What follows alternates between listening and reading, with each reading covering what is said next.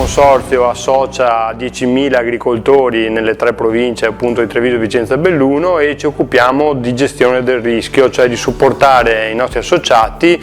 nella scelta di strumenti e adesione a strumenti che aiutano le aziende a gestire, diciamo, i rischi che l'azienda stessa corre, sia in ambito meteorologico che in ambito fitosanitario, e nello specifico il progetto Body proprio interessa questo aspetto fitosanitario,